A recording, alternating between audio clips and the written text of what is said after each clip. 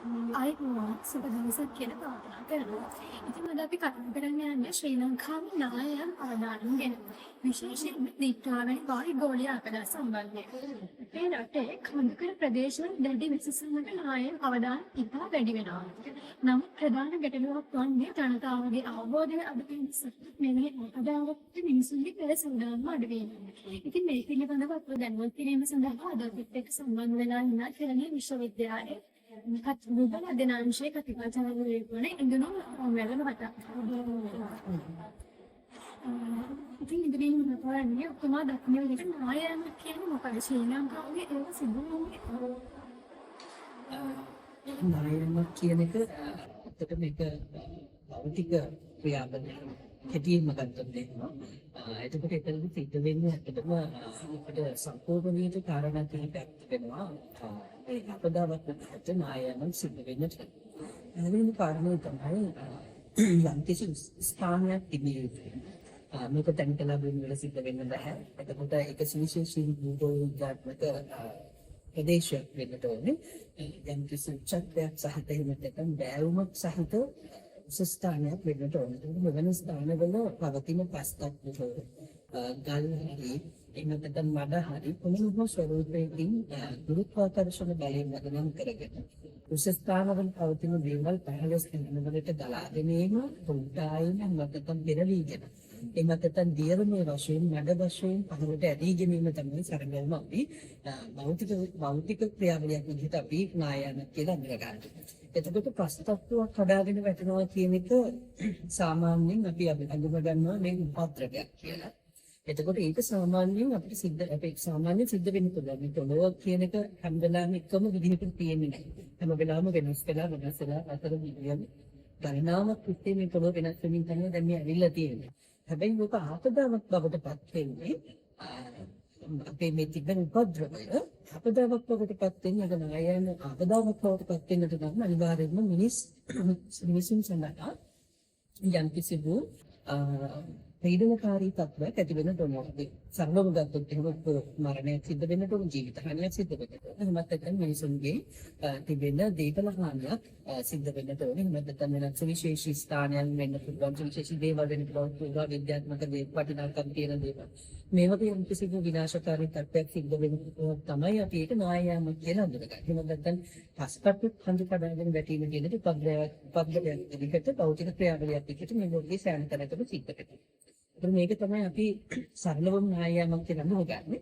එතකොට මේක ලංකාවේ ඇති වෙන්නේ ඇයි කියන ප්‍රශ්නෙට උත්තර දුන්නොත් අපි රටක් විදිහට අපි පැතළු තලයක පිහිටි එකක සමාන උච්චත්වයක් සහිත රටක් නෙමෙයි. අපි වර්ග කිලෝමීටර් 65000ක් වගේ ඉතාම පොඩි රටක්, පොඩි භූමිස්කන්ධයක් තිබෙන්නේ. නමුත් මේ භූමිස්කන්ධය ඇතුළේ අපිට මේ දර්ශනය අපි අඳුරගෙන තියෙන වාඩියාට අනුව ඒ වගේම කුලසේකරන්ට අනුව අපි භූමිය නිර්මාණය වෙලා තියෙන්නේ තල තුනකට. අපි මේ තල තුන අඳුර ගන්න පළවෙනි අඩතැන්න, දෙවෙනි අඩතැන්න සහ තුන්වෙනි අඩතැන්න. එතකොට ඒකේ මේ පොළොව මට්ටමේ ඉඳලා ඉතාමත්ම අඩු උච්චත්වයක් සහිත විරල කලාපයේ ආශ්‍රිත පහළ වෙනබඩ තැන්න, ඒ වගේම දෙවෙනි අඩතැන්න සහ තුන්වෙනි අඩතැන්න විදිහට මධ්‍යම කඳුතරේ විශාල ප්‍රදේශයක් ආවරණය වෙන තුන්වෙනි අඩතැන්න වශයෙන් තමයි අපේ රට පිහිටුවා තියෙන්නේ. ඒකට උස ස්ථාන පිහිටීම නිසා අපේ රටේ නායකයන් කියන උපද්‍රවය අනිවාර්යයෙන්ම පවතිනවා. එතකොට මිනිස්සු පසුකාලීනව කිහිල්ලා මේ හඳු නිරාවරණය කරන ඒ වගේ නිවාස තනගෙන හදාගෙන මේ උපද්‍රවය ආපදාවක් බවට පත් කරගෙන තිබෙනවා. ඒ අනුව අපේ රටේ මේ වෙනකොට අපිට සෑහෙන වැසි කාලයකදීම පාඩේ මෙවැනි අපදාමී තත්ත්වයන් නායකයන් කියන අපදා තත්ත්වයන් අපිට ගන්න පුළුවන් වෙලා තියෙනවා. ඒක බතුනවලින් කියනවා අතරින් හොරක් නෙවෙයි කියලා. එතකොට ඒකට මොනතනද පරිණාමය එතකොට අවදාන ප්‍රදේශ කියන ඒ ප්‍රදේශයේ අනිවාර්යෙන්ම. එතකොට දැන් මම මෙතන සඳහන් කළේ නායකයන් වලට බලපාන එක සාධකයක් විතරයි. ඒ තමයි මේ ආනතය කියන්නේ. මත් නැත්තම් ස්ලෝප් එක අපි කියනවා බෑවුම කියලා. එතකොට පිහිටි භූමි බෑවුම විතරක්ම නෙවෙයි නායකයන් වලට හේතු සාධක වෙන්නේ. ඒකට හේතු සාධක වෙන තවත් ප්‍රධානතම සාධකයක් තමයි වර්ෂාපතනය කියන එක. එතකොට අපේ රටේ ප්‍රදේශ වශයෙන් නැහුවොත් එහෙම වගේ මුල ප්‍රදේශවලට මේ නායම් බහුලව අපිට දකින්න පුළුවන් වෙන්නේ කියලා අපේ රටේ තිබෙන මධ්‍යම තනතුරේ බටහිර බෑවුම ආසත ප්‍රදේශයට තමයි නිරිත දිග මෝසම අපිට හම්බෙන්නේ. වැඩි වර්ෂාපතනයක් හිමිවෙන කලාපේ තමයි නිරිත දිග පැත්තට වෙන්න තිබෙන්නේ. හැබැයි ඊශාන දිග මෝසම හම්බ වෙන නැගෙනහිර බෑවුමේ තමයි වැඩිම වශයෙන් මිනිසුන්ගේ මැදිහත් වීම හිමත් නැත්නම් මිනිස්සු වැඩිපුර නිවාස තනා ගැනීම කුෂිකාර්මික කටයුතු මෙවගේ ගොඩාක් කටයුතු ස්ථානගත කරලා තියෙන මධ්‍යම තනතුරේ නැගෙනහිර බෑවුම. එතකොට ඒ අනුව වැඩිම ප්‍රදේශය කියන්නේ මේ නායාමිත ලක්වෙන ප්‍රදේශ විදිහට ගත්තම විශාලදික මෝසමෙන් ලැබෙන වර්ෂාපතන ප්‍රමාණය අපිට රටක් විදිහට අඩු වුණත් වැඩි මේ තරම් කාලයකට වැඩි ආපදා තත්වයක් මේ නායයන් නිසා උද්ගත වෙලා තිබෙන වැඩිපුරම බදුල්ල බණ්ඩාරවල නුවරඑළිය ආශ්‍රිත කලාපේ වගේම ඔය හවුදුමුල ආශ්‍රිත කලාපේ වලපනේ මාතලේ මේ වගේ ප්‍රදේශ ආශ්‍රිතව සහ කෑගල්ලේ එක් කොටසක් නැගෙනහිර බෑවුමට අයත් කොටස් මේ ආදී වශයෙන් අපිට වැඩිපුර ප්‍රමාණයක් අපිට අඳුර ගන්න පුළුවන් මෙන්න මේ කියන මධ්‍යම තනතුරේ නැගෙනහිර බෑවුම ආශ්‍රිත කලාපවල තමයි වැඩිපුරම නායයන් අපිට අඳුර ගන්න පුළුවන්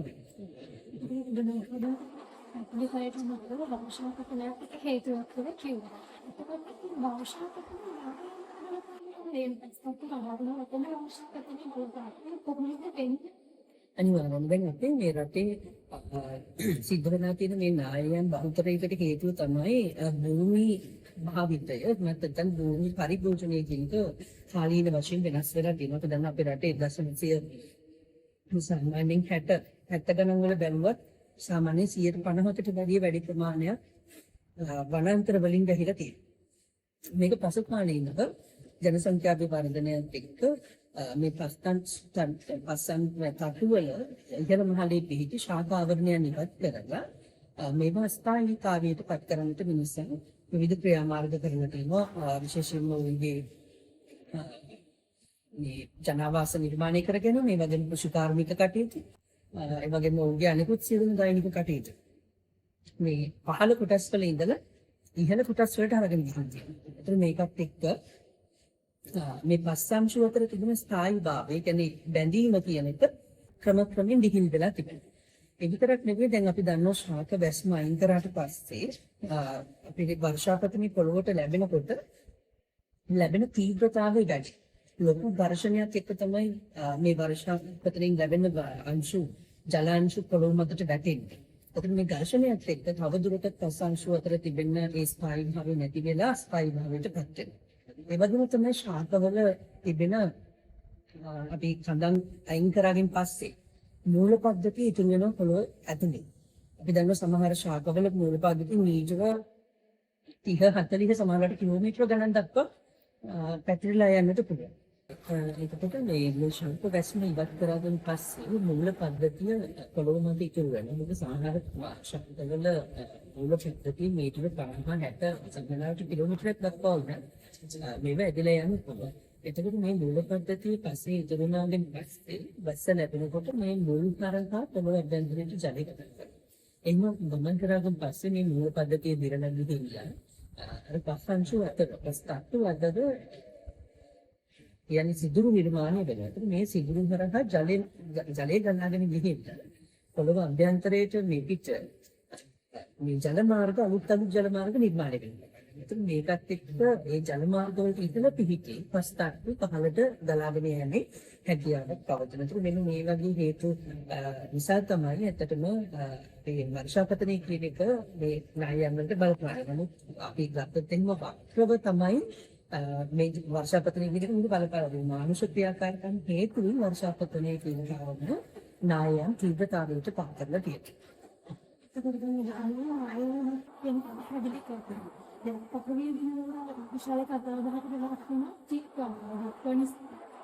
කලින් නාය මොනික ප්‍රදේශය කියලා.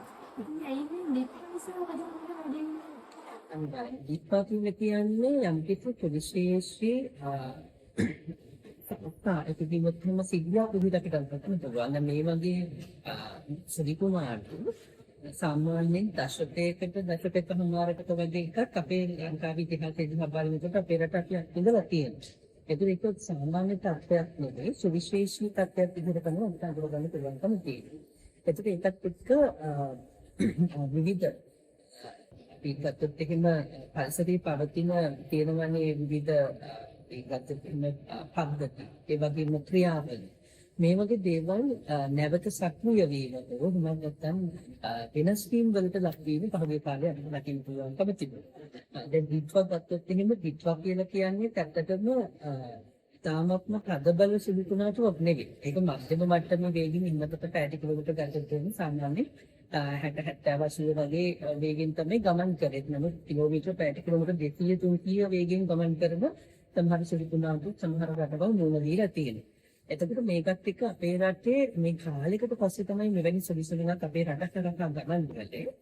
එතකොට මේකේ සුවිශේෂීතාවය තමයි ගොඩක් වෙලාවට සුලිකුණාටුවක් සාගර කලාපයේ නිර්මාණය වෙන ඒක කැරකිලා ඇවිල්ලා ලෑන්ඩ් එකකට නැත්නම් භූමි ස්කන්ධයකට ඒක නිෂ්ප්‍රභ වෙලා යනවා විනාශ වෙනවා. නමුත් මෙතනදි සිද්ධ වුණේ ඇත්තටම අපේ රට හරහා මේක ගමන් කරනවා. එතකොට මේක අපේ මුද ප්‍රදේශයේ ඇති වෙලා දැන් ලංකාවට දකුණු ප්‍රදේශවලින් නැගෙනහිර ප්‍රදේශවලින් නිර්මාණය වෙලා දකුණු ප්‍රදේශවලින් නිර්මාණය වෙලා මේක රට හරහාම ගමන් කළා. එතකොට මේක අනිත් කාලවලදී වගේ නෙවෙයි. දැන් ගොඩක් වෙලාවට මේ වගේ විනාශයන් සිද්ධ වෙනවා නම් අපේ රට අපි මූල දුන්නේ දැන් බස්නාහිර පළාතට ගහගත්තා. එහෙම නැත්නම් නැගෙනහිර බෑවුමට නායයන්. එහෙම නැත්නම් උතුරු ප්‍රදේශවලට නියඟ. අපි මේ විදිහට ලංකාවේ විවිධ ප්‍රදේශ විවිධ අපදා තත්ත්වයන්ටදී වසරේ ඉන්දිය දුන්නේ. නමුත් මේ දුක්වා කියන එක සම්පූර්ණ වටහරට හරස්කඩක් විදිහට ගමන් කරනවා. ඒ නිසා මේ තත්ත්වයේ වෙනස් වෙන අනිකුත් තත්ත්වයන්ට වඩා මොකද මුළු රටම අපදාකට පත් වෙනවා. එතකොට අපදාවක් සිද්ධ වෙනකොට වික්ටිමයිස්ලා ඉන්නවා ඒ වගේම යාළුව බේරගන්න රෙස්කියු ටීම් එකක් ඉන්නවා. නමුත් මේ කාල සීමාව වෙනකොට දකුණු ප්‍රදේශයේ ආරම්භ රටේ දකුණු පළාත ආරම්භකොට අනිකුත් සියලු දකුණු පළාත වර්ෂාව ලැබෙනවා. නමුත් අපද තත්ත්වයේ අඩුයි බලපෑම අනිකුත් සියලුම ප්‍රදේශවලට මේ අන්තර්ගතයේ එකසිල් බලපෑම් සහගත වුණා. ඒ නිසා මේක ලොකු කතා බහකට ලක් වුණා. මේක රටම එක හා සමානව මේ අපදාවක් වෙන්න හිටියා.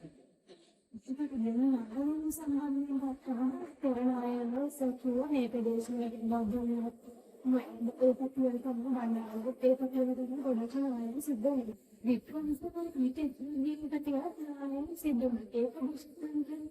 ඔව් අනිවාර්යයෙන්ම මීට කලින් අතරම යහන්වල තියෙන ප්‍රදේශයක ගත්තම මේ ප්‍රදේශවල නායෑමක් වෙනවා තියා ඇත්තටම එහෙම බලාපොරොත්තු වෙන්නේවත් නැහැ. මොකද මේ පැත්තවල යහන්වල පැත්තකින් ගත්තම යහන්වල කන්දට පහළින් තමයි ගම තිබුණේ. එතකොට ඒ යහන්වල ප්‍රදේශයේ ආරක්ෂිත කඳු සහ ඉරියවල් අපි දන්නවා උඩ මේ නකල්ස් කඳු වගේ නෙවෙයි මේ පැත්තෙන් අපි ගත්තම මේ උඩින් තියෙන කඳු වැටි හිම ගත්තම ඒවා ලොකුවට මිනිසුන්ගේ ටච් වෙච්ච නැති පැති. එතකොට මේ ප්‍රදේශවල සිද්ධ වෙලා මිනිස් ක්‍රියාකාරකම් අඩු වෙන සිද්ධ වෙලා භෞතික වශයෙන් සිද්ධ වෙන වෙනස්කම් තියෙනවා පොළොවේ ඒවා කොහොමද සිද්ධ වෙන්නේ? ඒ කියන්නේ දැන් මේ ලෝකේ හැමදේම වෙනස් වෙනවා. ඒතර අපි අද දකින්න කන්ද මේක වර්ෂ අවුරුදු මිලියන ගණනකට කලින් ඒකට කන්දක් නෙවෙයි. ඊට වඩා එක විශාල කන්දක් වෙන්න පුළුවන්. මොකද වෙනදනක් වෙන්න පුළුවන්. වෙන මොකක් හරි භූමිකයක් වෙන්න පුළුවන්. ඒක එක වෙලාවකට මේ භූමිය සම්බන්ධ ස්වරූපයෙන් වෙනස් කරනවා. එතකොට මේ භූමියේ ස්වරූපය වෙනස් කරන්න වර්ෂාපතනයේ වෙනත් මොන හරි සාධකයන් විවිධ හේතු සාධක වෙන්නට පුළුවන්. එතකොට ඒක මේ දිග්වත් එක්ක ලැබුණු ඝර්ෂණයන් එක්ක තමන්ගේ ස්වරූපය වෙනස් කර ගැනීම භූමිය කියන එක එයා ඒක සිද්ධ කරගන්නවා. එතකොට ඒක මේ ස්වරූපය වෙනස් කිරීම මත ඒකට පහළින් තිබුණු ගම් සහ මිනිස් ජීවිත වෙන පුළුවන් වැරදුක් කියන කාරණා විනාශ වෙන්න පටන් ගන්නවා. මේක භූමිය වෙනස් වීම සහ ලෝකයේ වෙනස් වීම කියන එකත් නවත්තන්න බෑ. ඒක සිද්ධ වෙනවා. ඒ කාර්යය තමයි සිද්ධ කරගත්තේ. අලුත් නිම්න හදාගත්තා. එයා අලුත් දියපාරවල් හදාගත්තා. එයාට ගලන්න එයා අලුත් ගත්තොත් එහෙම ගඳ හදාගත්තා. ඒක ලෝකේ එදා ඉඳලම භූමියේ කරන දෙයක්. ඒ ක්‍රියාවලිය තමයි සුබමනිකව සිද්ධ වෙන්නේ. ගම්මාන පිටින්ම අපේ මිනිස්සුන්ගේ විශාල නිර්මාණයක් නෙවෙයි. ඉතින් මේ ලක්ෂණයට කලින් ගොඩනගන තමයි තිබුණේ. ඒකට දැන් මේකෙන් අස්සල කාර්යයක් නැත්නම් ජීවිත ප්‍රමාණය ඔව් ඇත්තටම මේ නායෑමක් කියන එක අපිට කලින් දැනගන්න පුළුවන්. මේක සාමාන්‍යයෙන් අනිකුත් අපදා තත්ත්වයන් වගේ නෙවෙයි.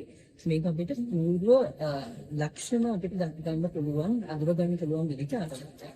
එතකොට මේ ආබාධක ඇතුළේදී මේ සාමාන්‍ය වර්ෂාපතනයක් ලැබෙන වර්ෂා කාලයකදී නම් විවිධ ලක්ෂණ තියෙනවා අපිට මේක අඳුරගන්න.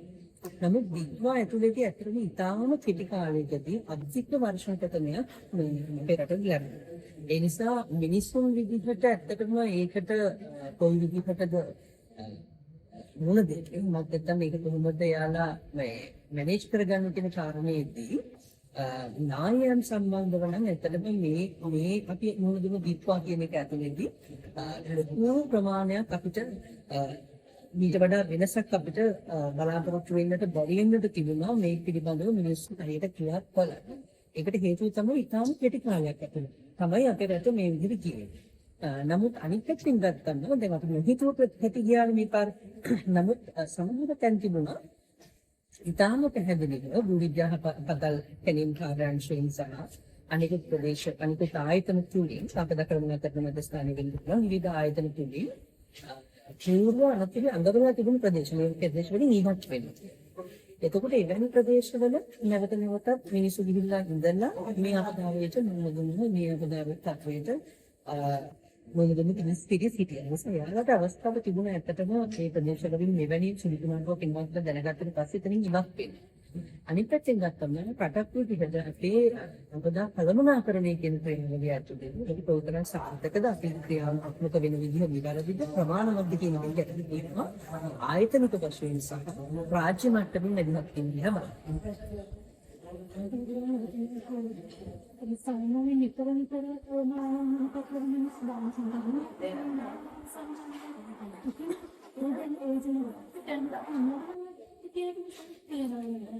අනිවාර්යයෙන්ම අපේ රටේ ප්‍රධාන සත්‍යයන් පිළිබඳව ක්‍රියාත්මක වෙන ආයතන ආපදා පිළිබඳව මිනිසුන් දැනුවත් කිරීම ක්‍රමිකව සිද්ධ වෙනවා. එහෙමත් නැත්නම් මේක තාක්ෂණිකව සිද්ධ වෙනවා. ටෙක්නොලොජිකලි සිද්ධ වෙනවද කියන එක පිළිබඳව ගැටලුවක් තියෙනවා.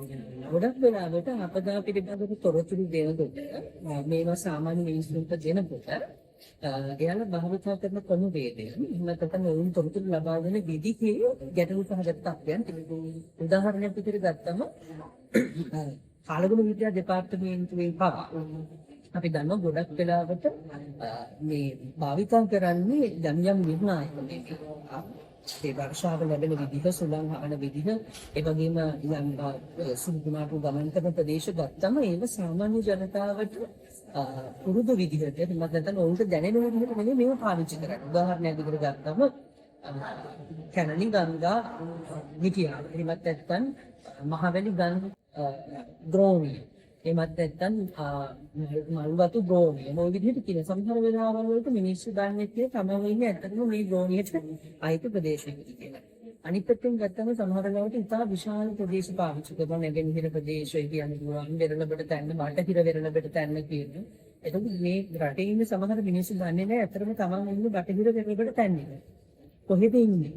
මොකද්ද වෙන්නේ කියන එක. අනිත් පැත්තෙන් ගත්තම විවිධ ආයතන අපදා සම්බන්ධයෙන් ක්‍රියාත්මක කරන ආයතන ගත්තම මේ ආයතනත් මේ තොරතුරු ලබා දෙන විදිහට ක්‍රමවත් සහ ප්‍රමාණවත් නැහැ. අපදා පිළිබඳව තොරතුරු ලබා දිය යුතු අපදා කළමනාකරණය කළ යුතු ආයතන පවා ලබා දෙන්නේ කාලගුණ විද්‍යා දෙපාර්තමේන්තුවේ ලබා දෙන තත්ත්වයට. නමුත් අපි බලාපොරොත්තු වී අපදා කළමනාකරණ මධ්‍යස්ථානීය හෝ වේවා යම් කිසි ආයතනයක් කටයුතු කරනවා. ඔවුන් ලබා දී යුත්තේ මිනිස්සු මොකද කරන්නේ? දැන් අපි දන්නවනේ දැන් අපිට ඉන්ෆර්මේෂන් ඩිපාර්ට්මන්ට් එකේ නේ දේශපාලන විද්‍යා දෙපාර්තමේන්තුව විද්‍යා දෙපාර්තමේන්තුව අපිට දෙනවා මෙච්චර වර්ෂාවක් ලැබෙනවා ඊට පස්සේ මේ ප්‍රදේශවලට ලැබෙන වර්ෂාව.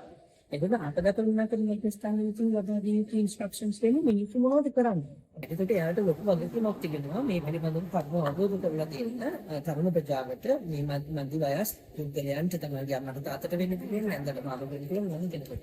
මේ පිළිබඳව කර්ම අවබෝධ කරලා දීලා මේ වගේ තිබෙන දරාරුම්කම සහ ඔබේ ජීවිත හිමිවීම ගොඩක් දුරට අපිට පාලනය කරගන්න පුළුවන් වෙයි කියලා හිතනවා. අනිත් පැත්තෙන් ගත්තම තරුණ තරුණියන් තමන්ගේ බාල ප්‍රජාවට. එතකොට තමයි මේ ඉහළ තලයේදී අපිට අපි ගන්න ඩිසිෂන්ස් එක අපිට ආරංචි වෙන මේ අපදා තත්ත්වයන්ට අපි කල යුත්තේ කුමක්ද කියලා මිනිස්සුන්ට ඩිලිවර් වෙන්න. නමුත් මේ channel එක මේ රටේ පැහැදිලි නෑ. ඒව තැන් වලින් කැඩිලා තියෙනවා. ඒකට මේකත් එක්ක මේ early warning කියන එක මිනිස්සුන්ට යන්නේ. අනිත් පැත්තෙන් ගත්තම early warning කියන දේවල් මිනිස්සු කියා කරන ප්‍රමාණය මත. ඔවුන්ට ලැබුණා, තොරතුරු ලැබුණා.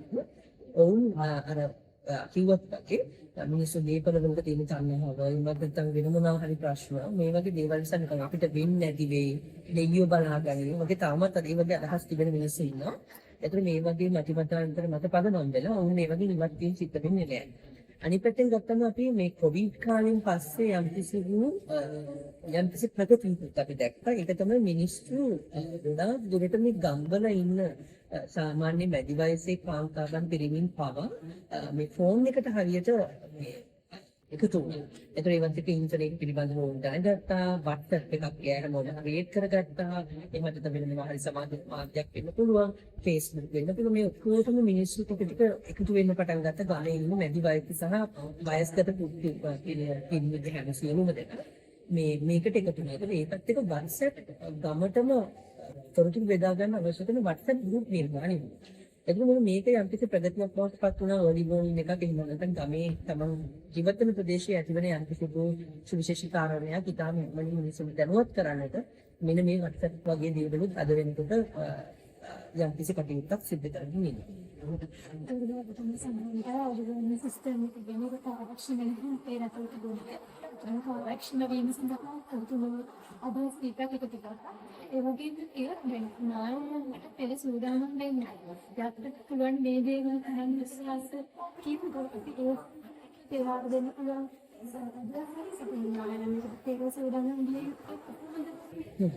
අනිවාර්යයෙන් දැන් අපි යම් කිසි අපිට තේරෙනවානේ අපි ඉන්නේ කඳු බෑවුමක.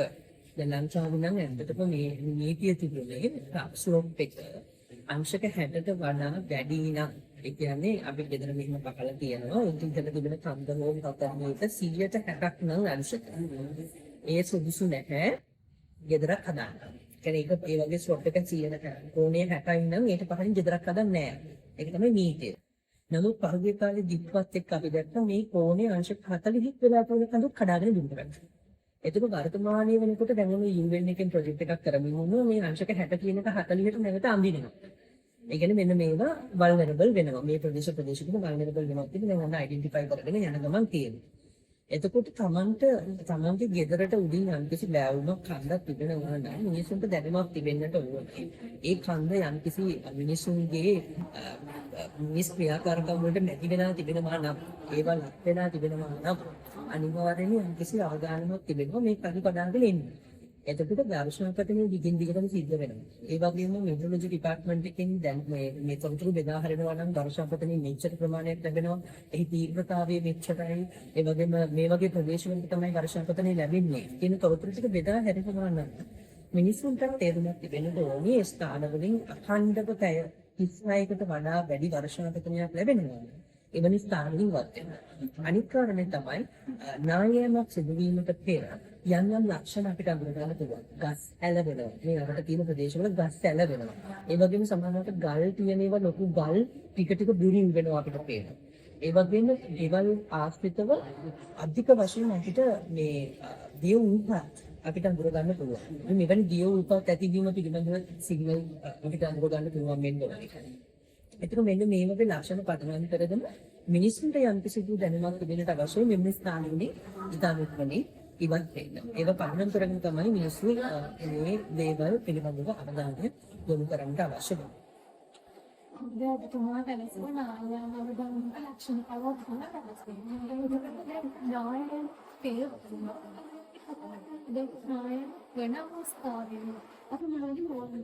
නායමක් සිදු වෙනවා නම් අපි මතක තබා ගත යුතු කාරණයක් තිබෙනවා මේ අපි විවිධ tools පාවිච්චි කරන අතරම ආපදා කළමනාකරන ක්ෂේත්‍රයක් තිබේ. ඒ කියන්නේ ආපදාවක් සිද්ධ වෙන අවස්ථාවන් වලදී සහ ඊට පෙරත් අපි විවිධ අපි ගොඩනගාගත යම් ස්ට්‍රක්චර් එකක් තිබෙනවා. අපේ රට අපේ ගමට තියෙන දෝනේ අපි ජීවත් වෙන ප්‍රදේශයේ තියෙන දෝනේ ආපදා සිටියම ඒ වගේම disaster rescuement එකක් කොහොමද මේ අපදාව සිදුන කොයි පැත්තටද අපි පැනලා දුවන්නේ කොයි පැත්තද safe කොහෙද පන්සල තියෙන්නේ කොහෙද ස්කෝලේ තියෙන්නේ මේ වගේ දේවල් පිළිබඳව අපි යම්කිසි අයිඩියායකට මැප් එකක් අපි ගන්න මේන්ටේන් වෙන්න ඕනේ එකම ගමේ සමහර වෙලාවට එක පැත්තක ගම් වතුර තවත් පැත්තක නායයන් තවත් පැත්තක තවත් මොකක් හරි වෙන්න පුළුවන් අලි වෙන්න පුළුවන් රෑ නේද? අලි ගහන්නේ ඉන්නවනම් අලි ඉන්න පුළුවන්. ඒකට අපි මේ හැම පැත්තටම දුවලා හරියන්නේ නැහැ. අපිට තේරුමක් තියෙන්න ඕනේ එතකොට මේ ආපදාවන් ග්ලෝබල් ප්‍රදේශවලද ගමේ තියෙන්නේ අපි කොහොමද මේක මැනේජ් කරගන්නේ කියලා. ඒතර එතනදී අපි අවධානය යොමු කරන්න ඕනේ බාහපු විදිහට ඇත්තටම මේ අවස්ථාවේදී මිනිසුන්ට අවබෝධයක් තිබෙන්න ඕනේ තමන් කොයි ආකාරයෙන්ද හැසිරෙන්නේ. පළවෙනි කාරණේ පැනික් වෙලා හරියන්නේ නැහැ. දෙවෙනි කාරණේ තමයි කිසිසේත්ම මේක අපිට වෙන්නේ නැති වෙයි මේක මෙහෙම එන එකක් නැහැ අපි මේක දාලා ගිහින් කොහෙද ඉන්නේ අපි හුඟන්න වෙනව නේද අපි ගෙවල් නැතිව මේ වගේ දේවල් අදාළ වෙන්නේ නැහැ අපිට වඩා වටින අපේ ජීවිතය ඒ නිසා ඒ සියලුම දේවල් දාලා අපි අනිවාර්යයෙන්ම මේ ස්ථානවලින් ඉවත් වෙන්න ඕනේ අනිත් කාරණේ තමයි ඉවත් වෙනකොට විශේෂයෙන්ම දේවල් වල අම්මලා ගොඩාක් වෙලාවට කියන ඔක්කොම දේවල් කරගෙන එහෙම කරන්න බෑ. අපි අනිවාර්යයෙන්ම ගෙදරට මෙවැනි අවදානමක් තිබෙන ගෙදරට අපි පාවිච්චි කරන යම් කිසි බෑග් එකක් තියෙන්න ඕනේ essential document bag එක. එතකොට අපිට අවශ්‍යම කරන අපේ සහතික පත්‍ර එහෙම නැත්නම් අපේ ඉඩමේ ඔටුවක් තියෙනවා නම් ඒව විවාහ සහතික උපැන්න සහතික ළමයින්ගේ සහතික මේ සියලුම දේවල් තාම වැඩගත් ලියකියවිලි ටික දාලා යම් කිසි බෑග් එකක් අපි හැම ගෙදරකම තියනවා. එතකොට මෙන්න මේ දේවල් ටික ඉක්මනට අරගෙන එන ස්ථානවලින් අපි ඉවත් වීම අත්‍යවශ්‍යයි.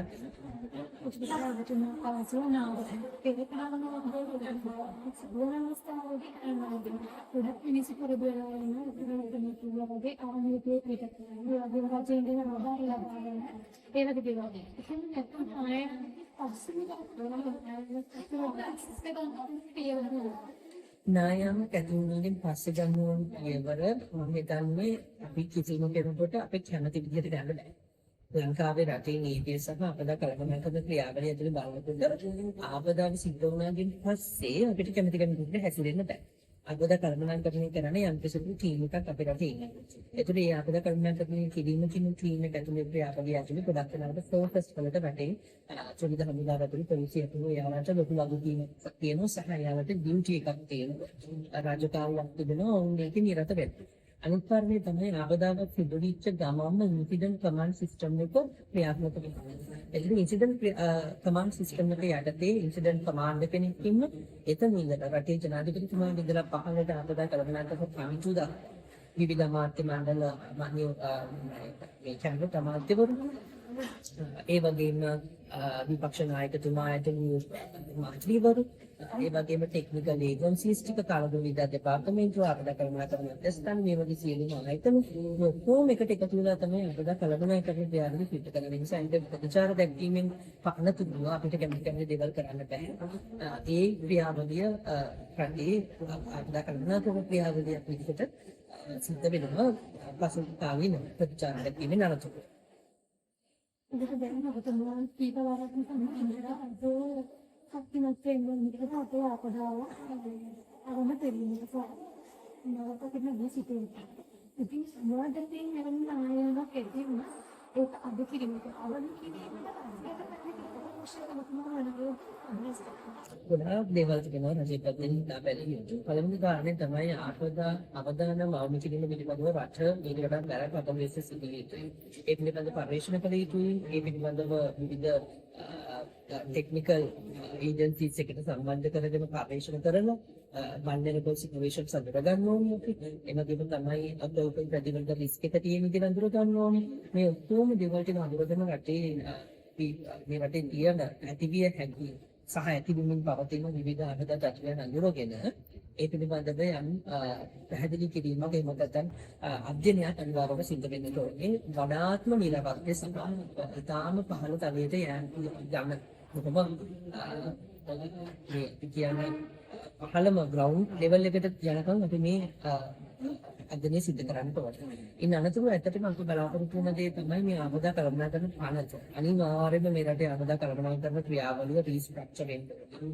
ආපදා කළමනාකරණ මධ්‍යස්ථානය ප්‍රමුඛ කොටගෙන මේ රටේ ආපදා කළමනාකරණය කියන ක්‍රියාව පැහැදිලිට එයාට ලොකු වගකීමක් තිබෙනවා. මේ පිළිබඳව කරුණු අවබෝධ කරලා දෙන්න තරුණ ප්‍රජාවට මේ මධ්‍ය වයස් පුද්ගලයන්ට තමයි යන්නට තාතට වෙන්න තියෙන්නේ නැන්දට මාරු වෙන්න තියෙන මොන දෙයක්. මේ පිළිබඳව කරුණු අවබෝධ කරලා දීලා මේ වගේ තිබෙන බැරෑරුම්කම සහ උගේ ජීවිත අහිමිවීම ගොඩක් දුරට අපිට පාලනය කරගන්න පුළුවන් වෙයි කියන හිතට. අනිත් පැත්තෙන් ගත්තම තරුණ තරුණියන් තමන්ගේ කුඩා දරුවන්ට මේ පිළිබඳව අවබෝධය ලබා දීම සහ උන්ගේ අධ්‍යාපනය මේ කොහොමද එකතු කරන්න කියන එක විශේෂයෙන්ම අපේ පරිපාලනයේ ඉන්න අධ්‍යාපන ශිෂ්‍ය වැඩ කරන සහ අපේ තීන්දුව ගන්න රටේ මතකත් පිරිස් මම දැන් උන්ට වගකීමක් තිබෙනවා අපේ බාල පරම්පරාවට අනුකූලව මේ පිළිබඳව අවධානය අවබෝධය ලබා දෙන්න කියලා. මොකද උන් තමයි රටේ අනාගතය. ඒ නිසා දැන් අද යම් කිසි පිරිසක් බැරියට හැසිරෙනවද ඒ හා සමාන පිරිසක් අපි නිර්මාණය කරන්න හරියන්නේ. ඒ දැන්වත් නිර්මාණය කරගන්න වෙනස් කරගන්නට ඕනේ. එතකොට මේ වෙනස සිද්ධ කරගන්නට නම් අපේ බාල ප්‍රජාව අපි නැවත නිවැරදි ආකාරයෙන් නිර්මාණය කරගන්න ඕනේ. ඒ නිසා ඒ පිළිබඳව වගකීමක් තරුණ ප්‍රජාවට තිබෙනවා.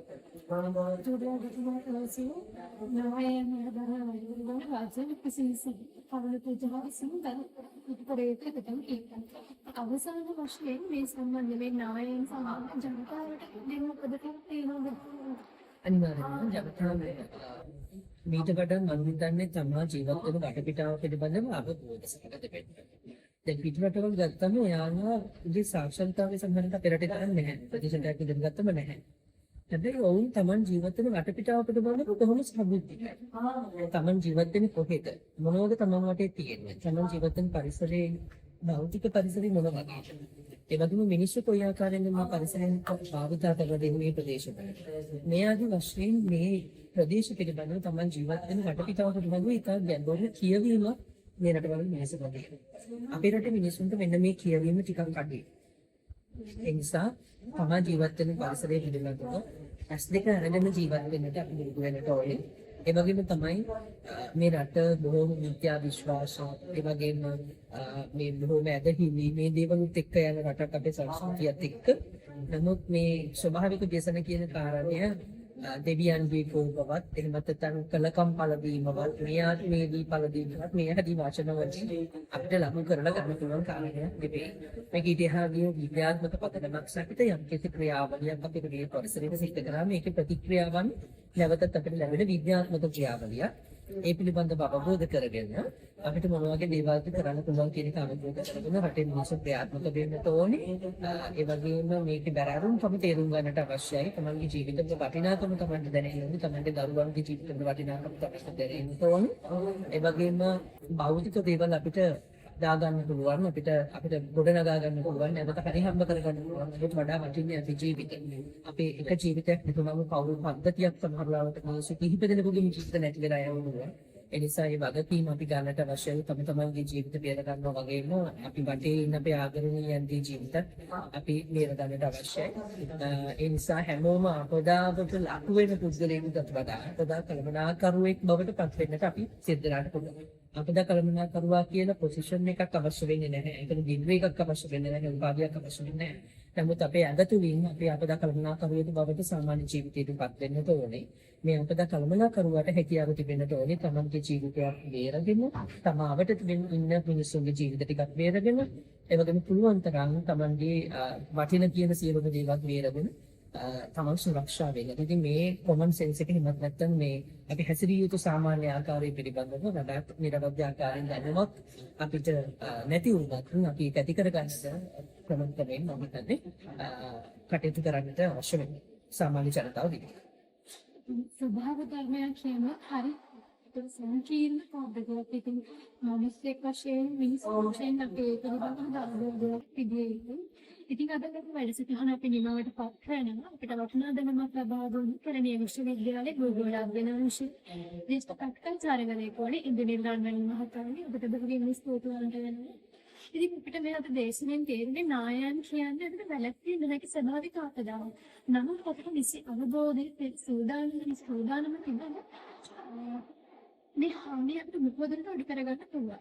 ඉතින් හැමෝම මේ අවබෝධය හා පෙර සූදානම් වෙන දැනුවත් වෙන අපිට මේ උපදාන ආරක්ෂා වෙලා ඉන්න පුළුවන් කියලා අපිට මේ දේශනේ හොඳටම දැන් තේරුණා. ඉතින් මේ දේශනේ අවසන් වෙනකම් අපිට මේ ජීවිත නාටම එහෙම ස්තුතියි.